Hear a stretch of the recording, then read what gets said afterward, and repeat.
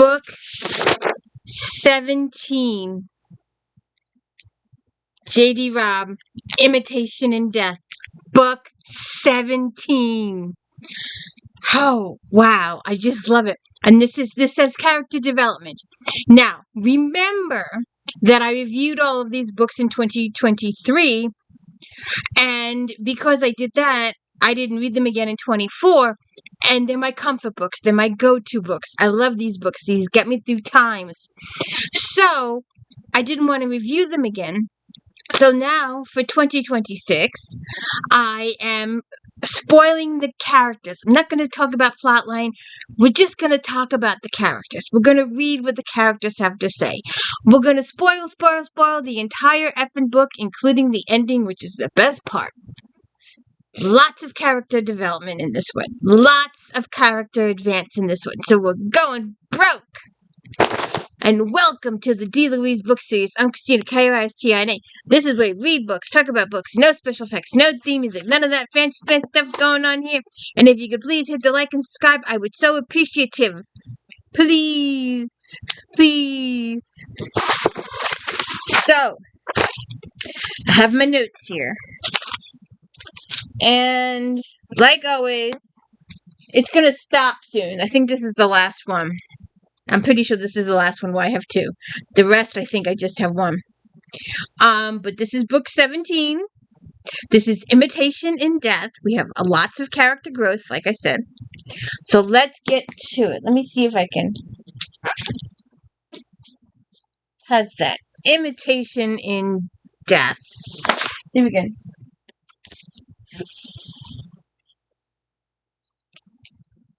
Imitation in Death.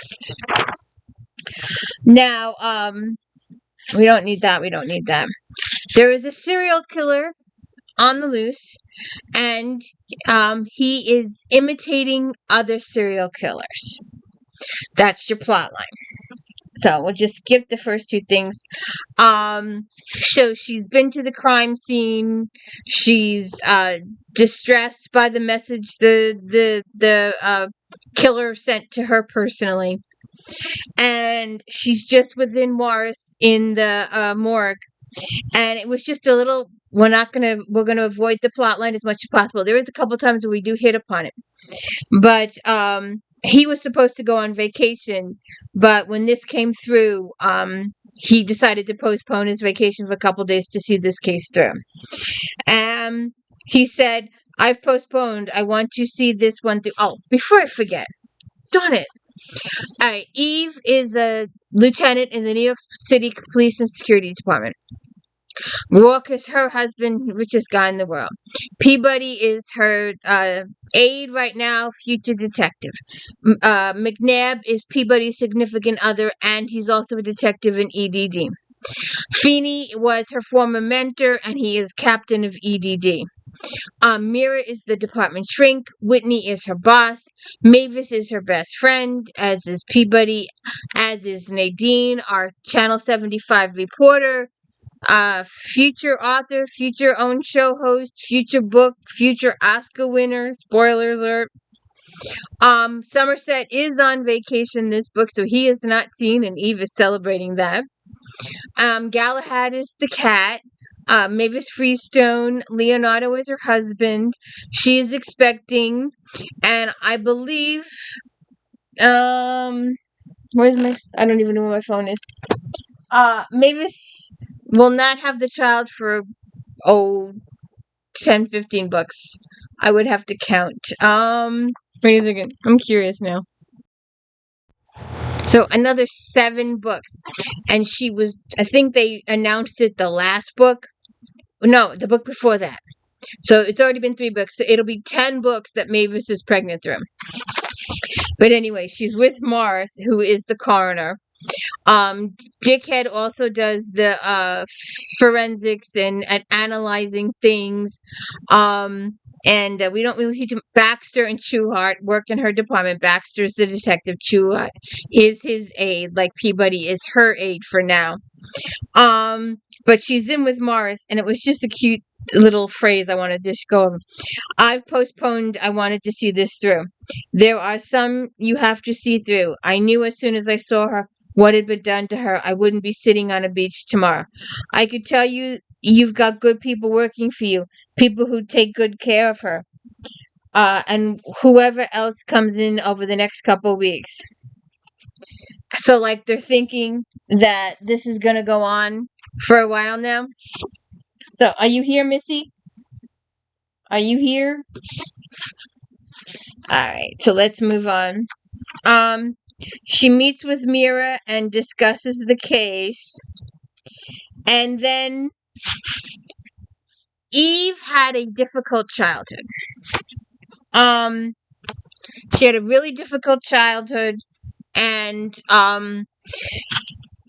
she was raised in the foster system, and her foster parents were horrible to her. Some of them tortured her in mental and physical ways. And she's not used to social situations. She'd rather be dealing with criminals than a social situation. And Eva's got a few different social situations to deal with in this book. But she is slowly, microscopically getting there. So, they talk about the case, and then she's like, Mira is the department chief, if I forgot to mention that. So,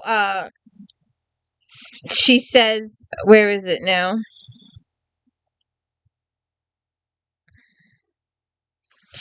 Then she says to Eve, we are having an informal cookout on Sunday. I'd very much enjoy it if you and ROARKE could come about 2, she said before Eve could think of a response. Sunday? A little bubble of panic lodged in her throat. I don't know if he's got anything going or not. I'll check with him. There was a laugh in Mira's eyes as she set her cup aside. It's just family, nothing fancy. Now I'd better let you get back to work. And Eve is just like absolute state of panic. She hates social situations, hates them, will do anything to avoid them. But she is getting a little bit better, though. She is. So then I just had to read this little part. They go to this guy, one of their suspects, and one of the secretaries is stalling, doesn't want them to bother her boss. And Eve goes, Peabody, she said without taking her eyes off the blonde, call for an illegal sweep. I believe I smell Zoner, and Zoner is their drugs in this time frame. What are you talking about? That's just silly. Obviously incensed, the blonde danced on her 4-inch platforms that told her impressive best bobbing like soccer balls. You can't do something like that. Oh, bet I can. And you know what happens sometimes on illegal sweeps? It leaks to the media, especially when a celebrity's involved. And, so she goes through it. They go through some panic. Where's the... they go through some conversation with the secretary, and so then Eve turns to Peabody and goes, "Who did you call? Weather. It's hot and it's going to stay hot. In case you wonder." She dialed up the Weather Channel. All right, now we're just gonna read this little part here. Eve has had a bad day. She's dealing with the crime scene and the suspect and all that kind of stuff. And she pulls home, and she's thinking of, she parked in front of the house. She'd leave her pea green cop issue here as sort of a homage to Somerset, the gnome in her personal dreamscape. He might still be on holiday, singing hallelujah, but since he despised her habit of parking out front for this particular entrance, she saw no reason to stop.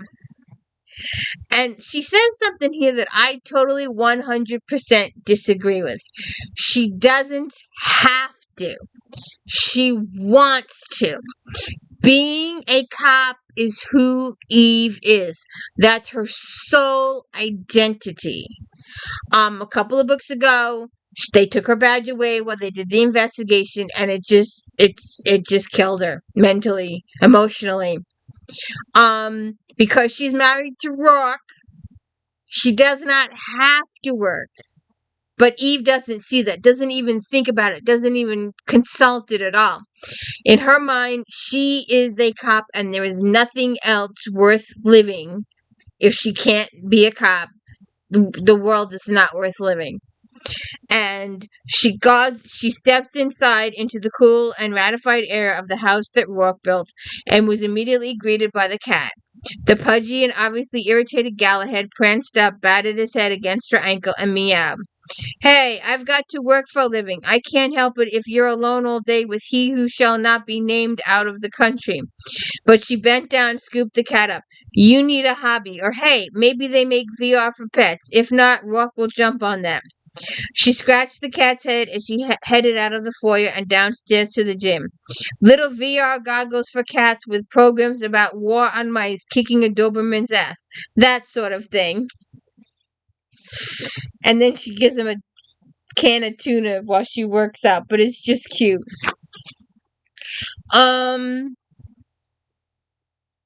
So then Rourke comes home. She works out. Rourke comes home, and then he tells her that they have to go to a charity dinner tomorrow. He prompted when she starred blankly. Philadelphia. We need to make an appearance. He sipped his wine and smiled at her. Not to worry, darling. It won't hurt very much, and we won't have to leave until after 7. If you're running late, you can change on the shuttle. She poked sulkily at the chilled crab. Did I know about this? You did. And if you ever glance at your personal calendar, you wouldn't so often be surprised and appalled by these little obligations. I'm not appalled. Dinner, dancing, fancy outfit, fancy people. God, it's just that if something breaks at work. Understood. She bit back a sigh because it was true. He understood. She heard enough comments from other cops about spouses or lovers who didn't or couldn't or wouldn't appreciate it. And she knew that she wasn't nearly as flexible and understanding about the role she had to play as the wife of one of the richest and most influential men on or off planet. She stabbed some more crab and made an effort to pull her married away. It shouldn't be a problem. It might actually be fun. Sunday promises to be. Sunday? He topped off her wine, figuring she'd need it. The cookout at Dr. Mira's. It's been a long time since I attended something I suppose would be termed a kind of family picnic. I hope there's potato salad. She picked up deep wine, drank deep. She talked to you, said yes. Of course. We should take a bottle of wine, or I wonder if beer's more appropriate. Enjoying himself, he lifted an eyebrow. What do you think? I can't think. I don't know about the stuff. I've never been to a cookout. I don't understand the ritual. If we're both off on Sunday, we could just stay home in bed, have sweaty sex all day. Sex or potato salad? You've hit me at 2 basic levels. Eve, it's a simple family gathering. She wants you there because you're important to her. We'll sit around and talk. I don't know, baseball or some such thing. We'll eat too much and enjoy ourselves, and you'll have the chance to meet her family. Then we'll come home and have sex. It just makes me nervous, that all. You're like having conversation with strangers. I don't get that about you. You have conversations with strangers all the time. You just call them suspects. Defeated, she filled her mouth with bread. Now, why don't we talk about something that won't make you nervous? Tell me about the case. So they talk about the case.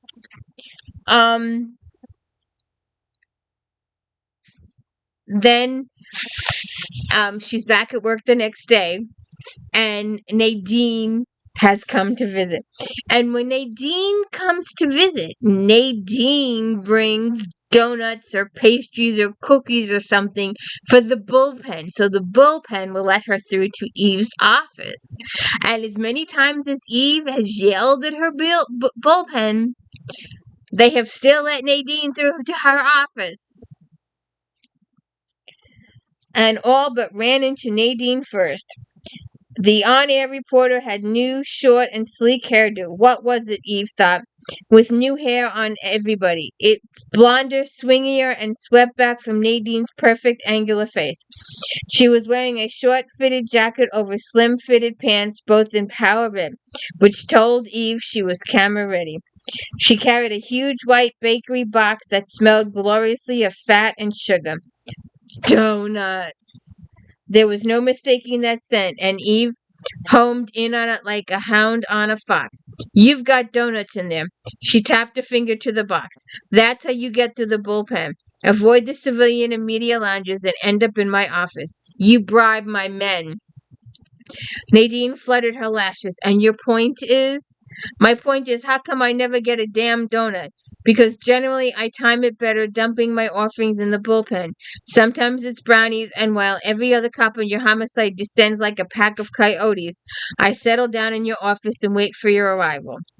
Bring the donuts, leave the camera. I need my camera, Nadine said, gesturing to the woman beside her. I need a sunny Sunday at the beach where I can romp naked as a puppy in the surf, but I'm not going to get any time soon. Donuts in, camera out. To ensure obedience and to prevent her men from rioting, she snatched the bakery box herself before striding into the bullpen. Don't even think about it, Eve ordered, and kept right on walking through the choruses of protests and complaints. There are 3 dozen in there, Nadine said. You can't possibly eat 'em all. I could, just to teach those greedy hogs a lesson. However, this is a lesson in discipline and authority. She opened the box, sighed deep as she perused her choices, all glassy, all hers. I'll let them think I'm keeping them all and have my fill, then have them weeping with gratitude when I take them the leftovers to share. And Peabody spots the donuts as Eve goes into her office, and Eve shuts the door on Peabody, so Peabody doesn't get a donut. And so her and Nadine have their little talk, and then Eve decides to leave. Alone, Eve refined her official statements, then ran it through channels. Carting the bakery box back into the bullpen, she dropped it on the communal auto chef. All movement stopped, silence fell. Peabody, she said in a breathless hush, with me. She barely hit the doorway when the riot of rushing feet and clamor of voices erupted behind her. Cops and donuts, she thought, a well-honored tradition that almost brought a sentimental tear to her eye. I bet there were jelly donuts in there, Peabody said. Some of them had those little colored sprinkle things on them, too, like edible confetti. Peabody's square and sturdy jaw wobbled with emotion. All I had time for this morning was reconstituted banana slices on a stale bagel. You break my heart. At garage level, Eve stepped off the elevator. Carmichael stopped first. We're catching him between his morning aquatherapy and daily skin treatment. You could have saved me one little donut. I could have, Eve agreed as they climbed into her vehicle. I could have done that. In fact, she rummaged around in her pocket, pulled out an evidence bag that was a jelly donut. I believe I did. For me? Overjoyed, Peabody snatched it, sniffed through the bag. You saved me a donut. You're so good to me. I take everything back I was thinking. You know, how cold, selfish, donut-hogging bitch and all that. Thanks, Dallas. Don't mention it. I really shouldn't eat it, though. Peabody caught her bottom lip between her teeth, stroking the bag as Eve backed out of the slot. I really shouldn't. I'm on a diet. I've just got to lose some of the square footage of my ass. Oh, for Christ's sakes, give it back then. But when Eve reached out, Peabody cringed back, donut clutched at her breast, face screwed into dangerous lines. Mine. If you have excess ounce of body fat, I'll eat it, respectively, sir. Oh, wait a minute, I missed it. Peabody, you continue to be a fascination to me. Thanks. Slowly savoring the moment, Peabody unsealed the bag. Anyway, I deserve it. I'm using up lots of calories studying for the detective exam and stressing about it. Stress sucks up like calories like a vacuum. That's why you're so thin. I'm not thin. I'm not stressed.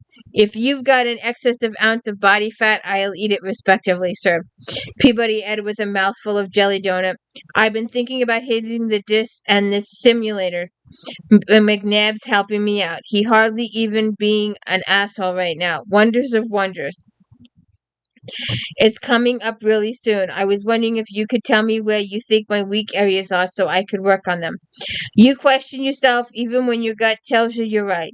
You don't trust it enough. You've got good instincts, but you tend to be afraid to go with them without confrontation from a superior. You often question your own competence, and when you question yours, you're questioning mine. She glanced over, unsurprised to see Peabody keying her comments into her notebook between bites of donut. You're writing this down. It helps to see it, you know. Then do these affirmative in the mirror. I'm a confident officer of the law. And like that. It's just a method. Whatever. Um, yes, sir, but I also have to stress and obsess about having eaten the jelly donut. That'll work off the calories even out. I like It'll be like I never ate it at all. Then you can want to wipe the jelly off your lip. I just love them. Then uh just gonna read a little of this part. A couple of books ago, Rourke Myra O'Banion came into Rourke's life when he was at Duckus with Charles and Louise. Louise is a doctor, and Eve met her a few books ago, and we see a little bit of them in this. And Charles is a escort, a legal companion. Later on that switches, but for the next 10 or so books, he's still a legal licensed companion. But this lady comes into his life, and she dropped a whole ton of information on to him about who his real biological mother was. Not the woman he believed who was his biological mother, but the actual real one. And Rourke had never even considered it or thought about it or anything.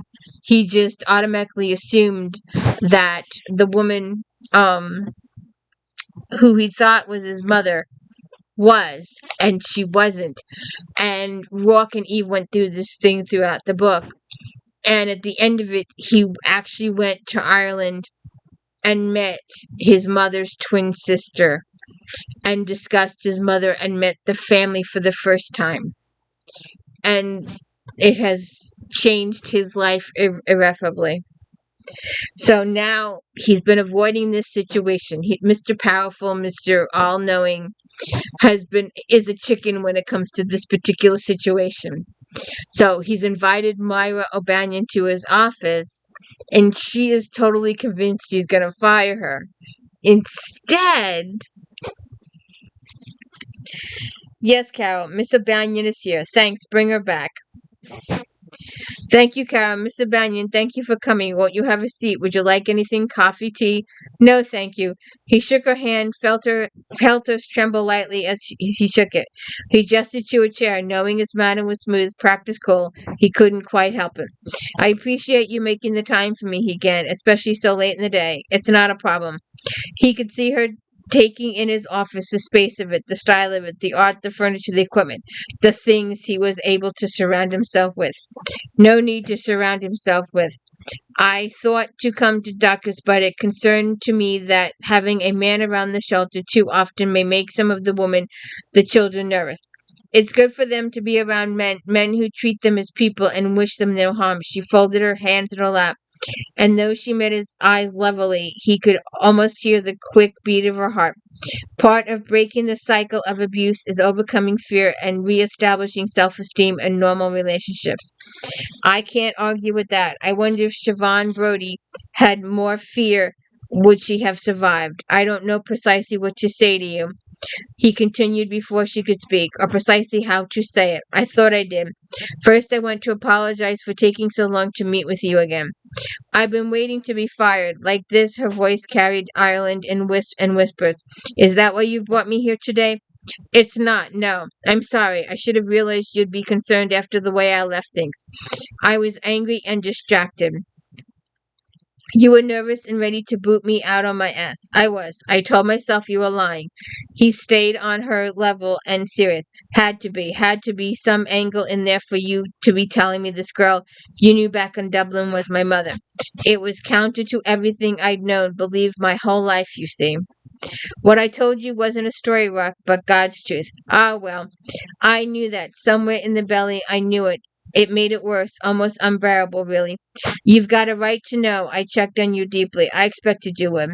And I checked on her, on myself. I've never done before, not so carefully. I don't understand that. I wouldn't have told you the way I did if I hadn't thought you'd known some of it. A man like you would know whatever he needed to know.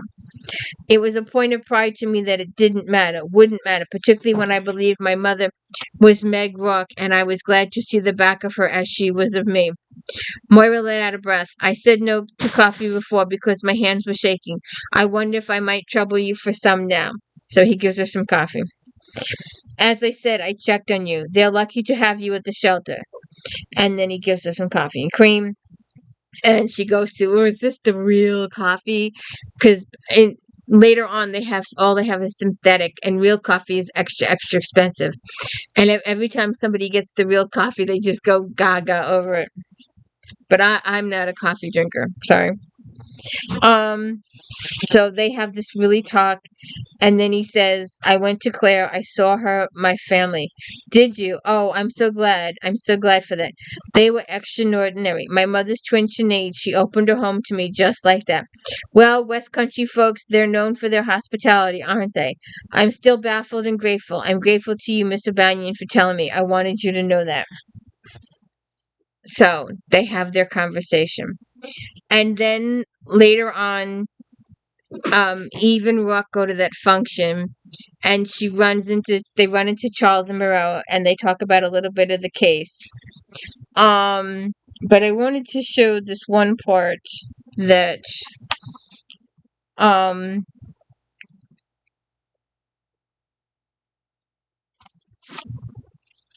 I wanted to,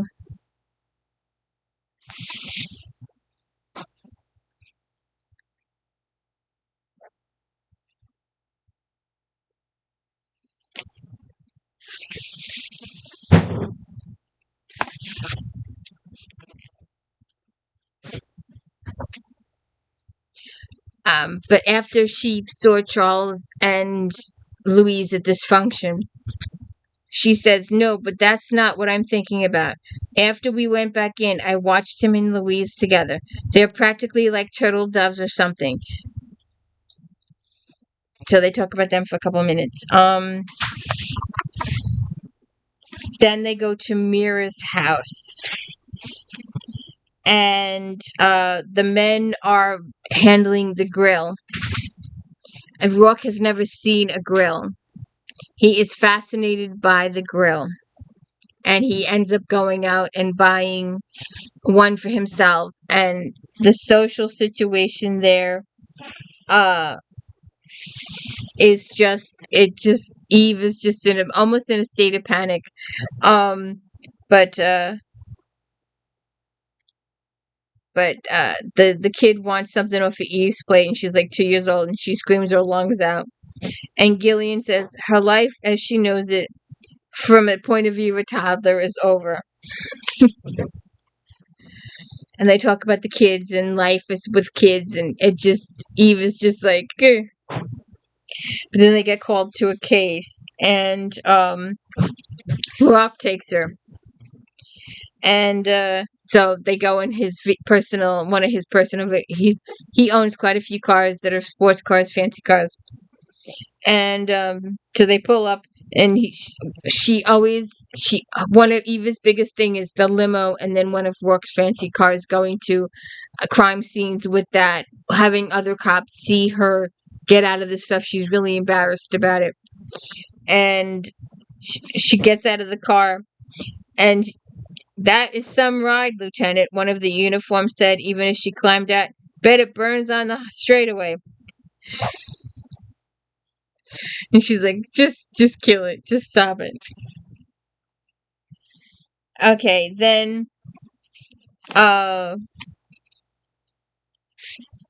Peabody arrives at the crime scene. I'm sorry, Lieutenant, we were in the Bronx. What the hell were you? What is that? What are you wearing? It's a sundress. Flushing a little, Peabody brushed a hand over the poppy pink skirt. It took us so long to get back. I thought I should come straight here instead of heading home to change into uniform. Huh. The dress also had a skinny little shoulder straps and a very low bodice. It demonstrated what McNabb was fond of saying, Peabody sure was built. How are we supposed to work in that getup? Well, you said we. You brought McNabb? Yes, sir. We were at the zoo in the Bronx. There's something anyway. Tell him to check out the security desk. And they go on with that. And then where is it?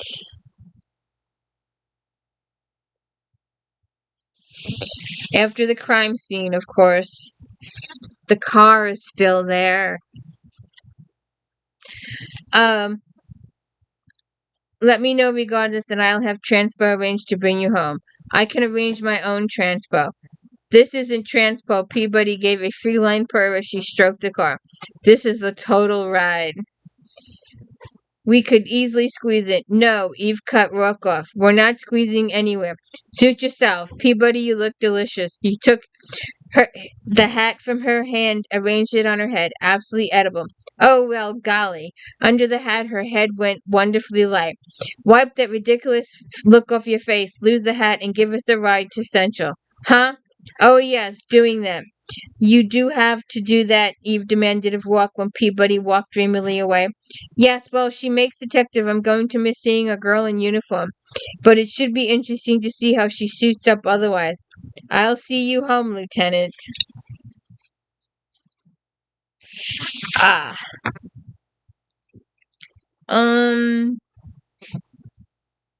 Alright. At home that night, Peabody is practicing. She's doing simulations for the detective stuff. And McNabb is tutoring on her on the test, and it's a really cute scene. So we just go past that. And then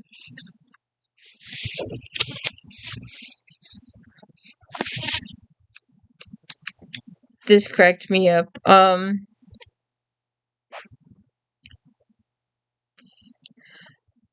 As you are the epitome of cheer and goodwill by nature, sir, this will be somewhat of a stretch. I smell the distinctive aroma of lame-ass sarcasm in this vehicle. We'll have it fumigated. But fortunately, I'm on the epitome of cheer and goodwill and will not rub your nose in it at this time. I'm in awe of you in all ways. I'm surprised by this sudden psychic ability. I'll be annoyed, but we'll have to make the communication, thereby passing the interview to me. Do you also know who'll be... To me? What? To me? They're talking about a suspect. Let me go past this person. Where's that part that I wanted to... Let's see now. She crossed the street, stood on the next corner, and judged the ground. Glide carts aren't going to be up and running this early on a Sunday, not around here. But the newsstand, the coffee shops, the delis, they would be. I want them canvassed. I want to know if anyone noticed a man. That's about the case. Yes, sir. I just want to say it's a real pleasure to watch you work. What are you angling for, Peabody? No, seriously, it's an education to watch you. See what you see and how you see it. But now that you mention it, it's pretty hot. We could, since they are up and running at this time of day, get a drink from the glide cart there. I'm doing a Wicked Witch of the West here. A what? You know, I'm melting. With a half a snort, Eve dug credits out of her pocket. Get me a tube of Pepsi and tell him if it's not cold, I'm going to come over there and hurt him. So they get food to eat. Alright.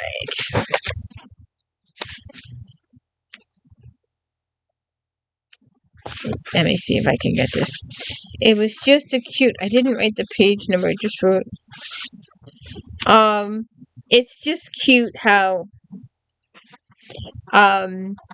Baxter and Trueheart have a lady come in who has to talk to them about a case, and when she comes in to talk to them about the case, she brings them a sandwich.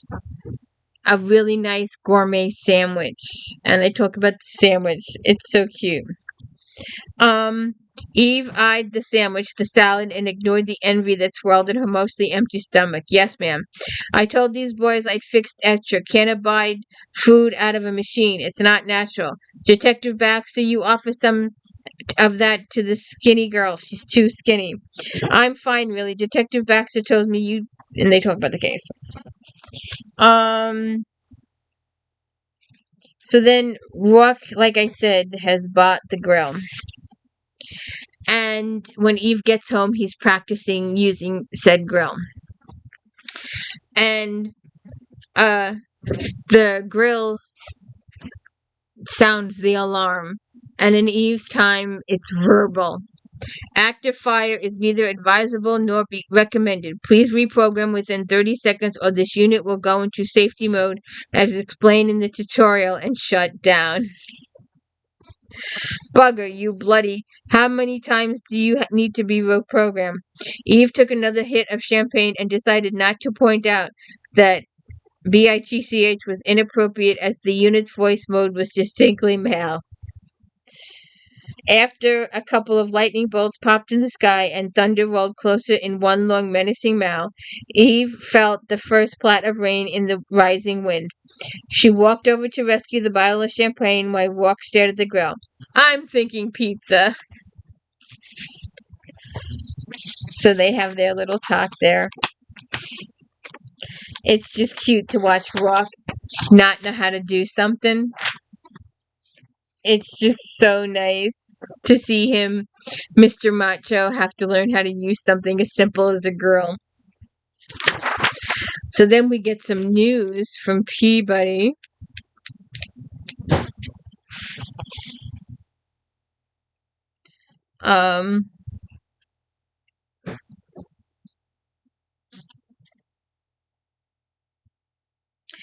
I think I'm a little dehydrated. Peabody's face was lobster red and starting to drip. Can I have a minute splash some water on my face? Go, Christ, next time take a cab. She called out as she jogged upstairs to get her jacket and what she needed for the day. She grabbed 2 bottles of water from her kitchen and met Peabody coming out of the powder room. Her aide's color had calmed down, but her uniform was straight. Her hair was neatly combed and dry again. Thanks. Peabody took the water and glugged at the bottle to add to the water she slurped up in the powder room. Hate to oversleep. I was up late studying. Didn't I tell you you can overstudy? You won't do yourself any good going into the exam burned out. I just gave it a couple hours. Wanted to make up the time I checking out apartments with McNabb. I didn't realize we had a meet this morning. We didn't. Well, at least I know I'm not losing my mind. So much going on, Dallas. Jesus, we signed a lease. It's a good space. Got an extra bedroom we can set up as a shared office, and it's close to Central. It's in your old building, so Mavis and Leonardo would be neighbors, and that's Mag. And it really was great of Rourke to put us on to it. But what? I signed a lease with McNabb. It's like huge. We're going to be moving in together in 30 days. Eve coded in the garage, waited for the doors to open. I thought you were already cohabbing.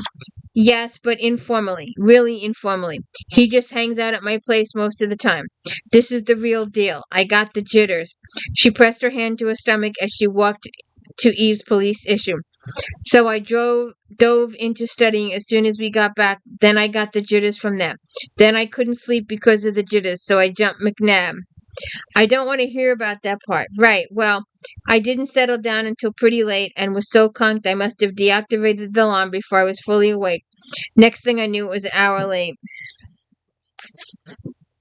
So Peabody and McNabb are going to be cohabitating together.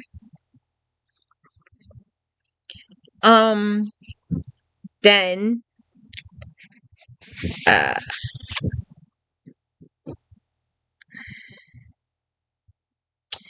they're running a little early to their next appointment.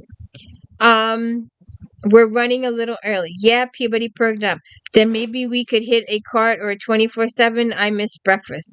Not that early. When Peabody's face fell, Eve sighed. You know, I hate that kicked puppy look. Whenever we pass first, you have 1 minute to do the transaction, which will include getting me coffee. Deal. Later on, they can get their refreshments from Eve's car. later on, about 10, 15 books down the road. We'll get there.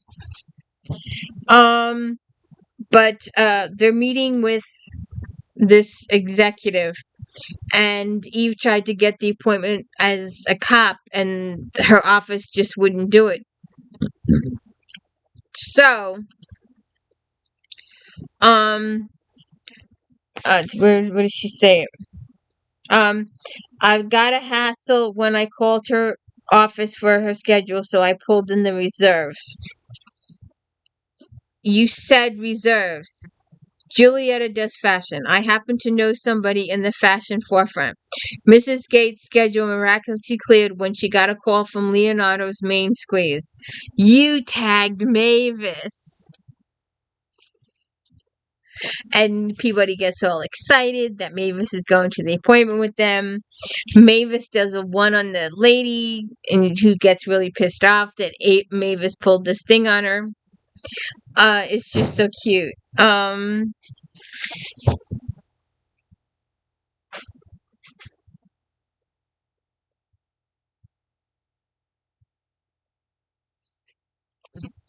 Oh yeah, then Eve has a situation to go through for herself. Then I think it's the first time. It'll happen again. It'll happen a couple times. But Eve does something she's never done before.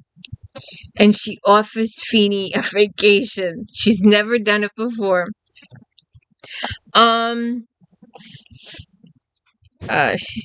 Let's see. They talk Peabody, Feeney.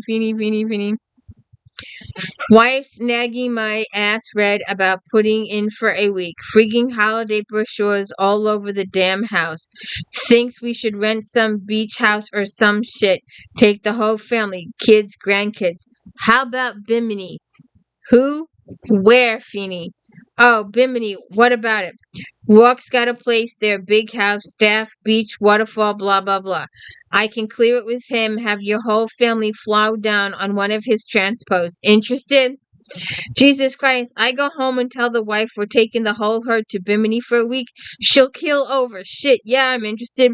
But we don't have to payback. I'm not playing. Place is just sitting there. He flipped the deal to Peabody McNabb a while back, so I figure I can flip one to you, especially since I'm going to ask you to keep an eye on things when I do some out-of-town work. Sounds like I'm getting the shiny end of the deal. Data coming through. And then they talk about the case.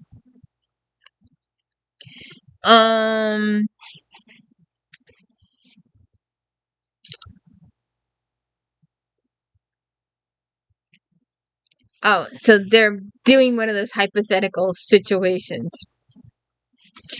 And, so Baxter says to her, so you get a look at the guy she's boinking on the side. She's not boinking a guy on the side. The rush Eve was still riding on drained. Gotta be. Damn it, Baxter. She had a big secret affair written all over her. I could smell the sex. Please, you're giving me a Woody. I'm just going to have to sum off your coffee and calm myself down. If you couldn't keep a tail in her, I kept a tail in her. Taking it back, he ordered up an enormous mug, 2 sugars, splash of cream. Taking it, he leaned back against her filing cabinet to enjoy the first jump. Goddamn, this is coffee. Speaking of tails, which you were, the blonde had a superior one. Take your Woody and your idiot brain out of my office. She's screwing somebody in the side. Did I say she wasn't? She just ain't driving a stick. Sorry, I just couldn't resist. Eve finally figures out what Baxter's trying to tell her.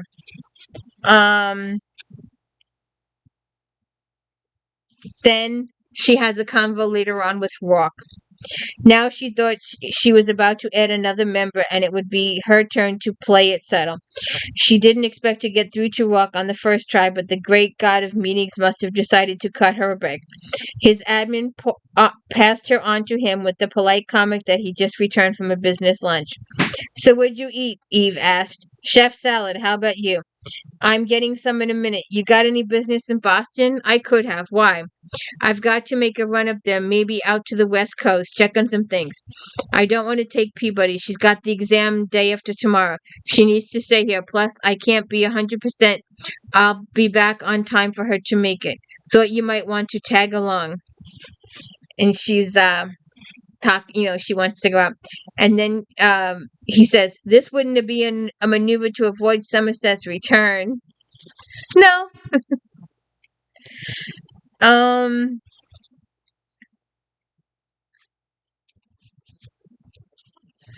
uh I expect to be paid out of town nookie at the first opportunity. You're a cheap date, Rourke. And she does tell him about Feeney at some point. But anyways,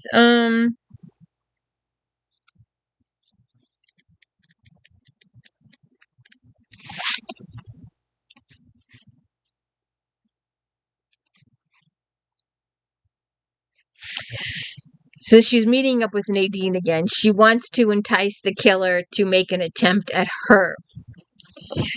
There were pros and cons here, and Eve ran through them all while Nadine sat silently eating her muffin crumb by crumb.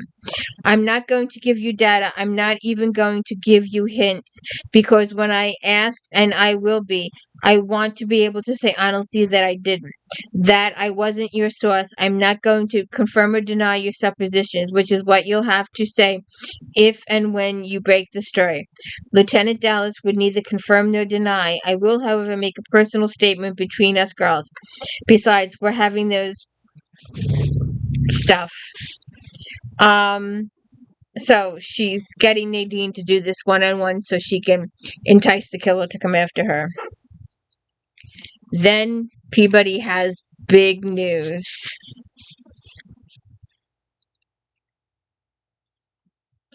"She might hit on you," McNabb said. "Maybe we should take her." "Ow." He grabbed his knee with Peabody's elbow jab. "Just kidding. Since you've been studying your brains out, you've got no sense of humor. I'm going to laugh really hard after I kick your ass. Kids. Eve could feel her eye starting to twitch. "Let's save all this until after we catch the mean man and send him to his room. Feeney, control your moron. Not another word, Peabody." Peabody gave her side aide a solid push out the door.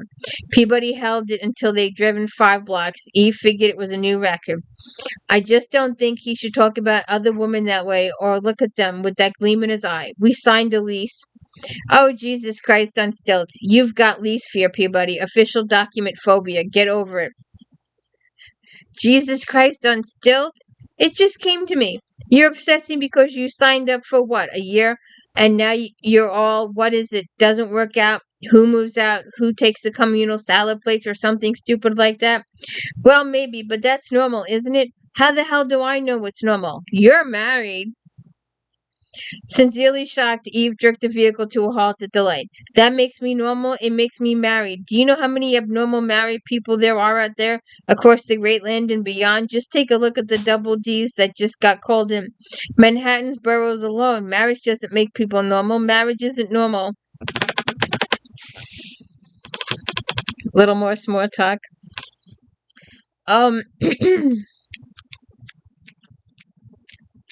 I just want to see what this last one is before we get to the end here. Oh, her and Rourke are sitting down to dinner. And she asks him what the green stuff was, and he tells her asparagus. So we get the case, we arrest the bad guy. Then Peabody has completed her exam. Spoiler alert, spoiler alert, spoiler alert.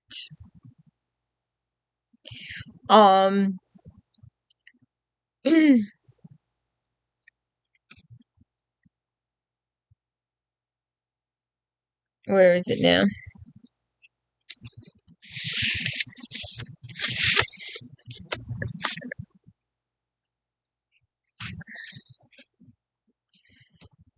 Read him his rights, she told Peabody, who emerged from the bed in full uniform.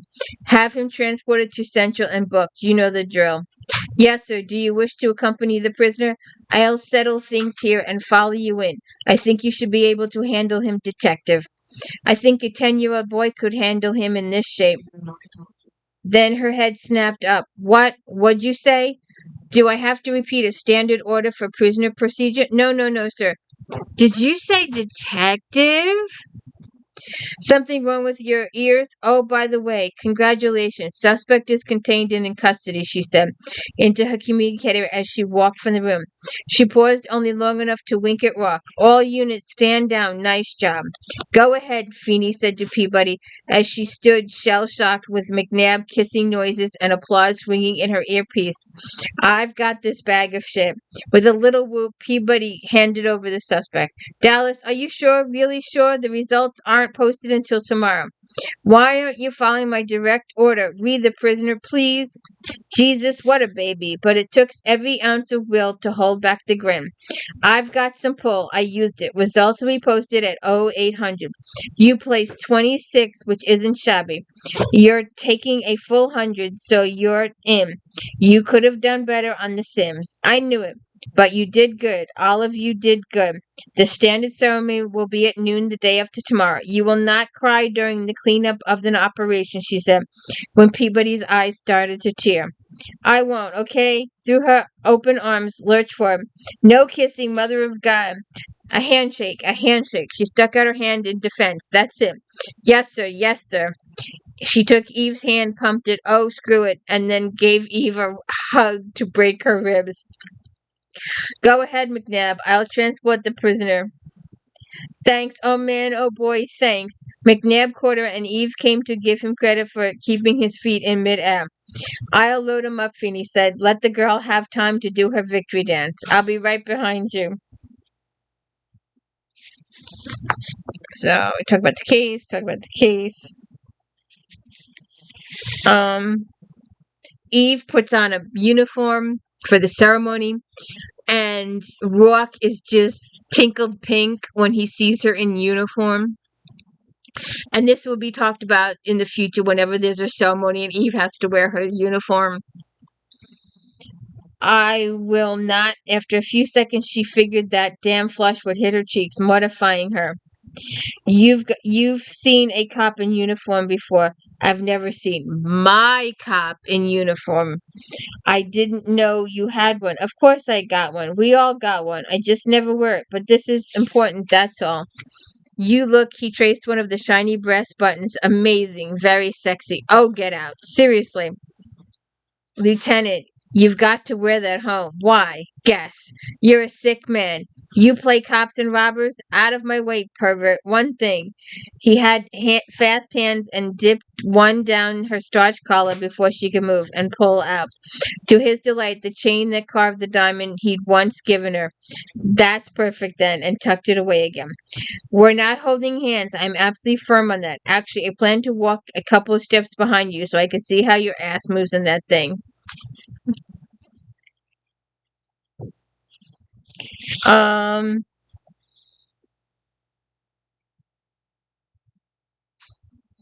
Congratulations. It pleased her to see Commander Whitney had made time to officiate. She stepped on the stage with him and took the handy off him. Congratulations on your 8th promotion. Thank you, sir. We're going to start right away. We have 27 promotions this session out of Central. 16 detective 3rd grade, 8 2nd grades, and 3 detective sergeants, she smiled. I don't believe I've seen you in uniform since you made lieutenant. No, sir. She stepped back with the other trainers, stood next to Feeney. One of my boys made 2nd grade, he told her. Thought we'd have a celebration drink across the street after shift. Suit you? Yeah, but the civilian's going to want in. He's soft on Peabody. Fair enough. Here we go. Jack will give his standard speech. Thank God it's him and not that putz Leroy who stands in for him when he can't make it. Leroy's got the trots of the tongue. He can't stop running. So they go through the ceremony. Buzzing or not buzz, she heard her name in the commander's voice. Detective 3rd grade Delia Peabody. She got to her feet. She couldn't feel her knees, but somehow she walked across the stage, up on the steps, and across it. Congratulations, Detective. And there were Dallas stepping forward. Congratulations, Detective. Well done. She held out the shield for the moment. Just a flicker, there was a smile. Thank you, Lieutenant. Then Eve stepped back and it was done. All Peabody could think when she resumed her seat was that she hadn't cried. She hadn't cried. And there was the detective shield in her hand. She was moving right through a daze when the ceremony was done, and McNabb rushed forward to lift her off her feet, and Rourke leaned over and, oh my God, kissed her on the mouth. But she couldn't find Eve. So the congratulations and pats on the back, the ribbing and the noise, she couldn't see Eve anywhere. Finally clutching her badge, she went away. When she tracked Eve down in her office, her lieutenant was back in street clothes at her desk, hunched over paperwork. Sir, you're out of here there so fast. I had things to do. You were wearing your uniform. Why does everybody say that like it's cause for a national holiday? Listen, congratulations. I mean, I'm proud of you and glad for it, but time's over and I've got a shit pile of paperwork. Well, I'm going to take time to thank you. I wouldn't have this if it weren't for you. She kept shield cupped in her hand as if it were the finest crystal. Because you believed in me, you pushed me, and you thought me, I got it. That's not entirely true. Eve tipped the chair back, put the heel of one boot on the desk. But if you hadn't believed in yourself, pushed yourself, and learned, I wouldn't have done you a damn bit of good. So you're welcome. Well played. You're a good cop, Peabody, and you'll be a better one as time goes by. So now the paperwork. Peabody's vision was blurry, but she blinked back the tears. I'll get right on it, sir. That's not your job. As your aide. You're no longer my aide. You're a detective, and a part of this I'm slogging through is your new assignment. The tears dried up and flushed, the excitement and joy, and she had her put in her tears drained away. I don't understand. Detectives can't be wasted as aides, Eve spoke briskly. You'll be reassigned. I assume you prefer to stay in homicide? But, God, Dallas, I never considered that I couldn't stay, that we couldn't work together. I'd never have taken the damn exam if I'd known you'd have to boot me. That's a ridiculous thing to say and shows a lack of respect for your shield. I can give you a short list of choices for your reassignments. Eve flicked a key on the desk unit and had a spreadsheet come up. Or if you're just going to whine about it, I'll make the choice for you. I wasn't thinking, wasn't expecting, and her stomach hurt all over again. I can't take it in. Couldn't I at least take a few days to adjust, continue as your aide until other arrangements? I could clear up the pending Peabody. I don't need an aide. I never needed an aide, and got along fine without one before I took you on. Now it's time for you to move along. Eve turned back to her desk in a gesture of dismissal. With her lips pressed tight together, Peabody nodded. Yes, sir. Don't need a damn aide, Eve repeated. I could use a partner. That stopped Peabody in her tracks. Sir? If you're interested, that is. As the ranking officer, I still dump most of the shit work on you. That's the part I really like. Partner? Your partner? Peabody's lips trembled and the tears went. Oh, for God's sakes, close the door if you're going to blubber. Do you think I want the bullpen to hear crying in here? They might think it's me. She sprang up, slammed the door herself, and then found herself caught in another of Peabody's bear hugs. I take this as a yes. This is the best day of my life. Peabody stepped back, rubbed the tears off her cheeks. The ult. I'm going to make you a hell of a partner. I bet you will. And I won't do the hug and blubber thing except in extreme circumstances. Good to know. Get out of here so I can finish my work. I'll buy you a drink after shift. No, I'm buying. Eve opened her hand, showed Eve the badge. Isn't it beautiful? Isn't it? And that is the end of Imitation in Death. Book 17. And I'm pretty sure it's the last one I have two of. We're going to take a brief. It'll be I might do 2 videos that day. I haven't decided yet. We might just do a brief visit to these two. They're connected. It's the Diamond Heist for next week. Then we've got Divided in Death, Vision in Death, and Nixie Swisher in Survivor in Death. And the Blast has come back. And then I will be bringing down the next 10. I brought all these down in sets of 10. But that is Imitation in Death. Character spoilization. Peabody and McNabb get an apartment in Eve's old building. They will live and socialize a tremendous amount of time with Mavis and Leonardo. And Peabody and Eve will be partners. For the rest, Peabody will stay a simple third grade detective for the next 50, 60, 70, 80 books. I'm still waiting for McNabb to get a promotion of some sort. We'll see what happens. Have a good one, and please don't forget to like and subscribe. Enjoy your day.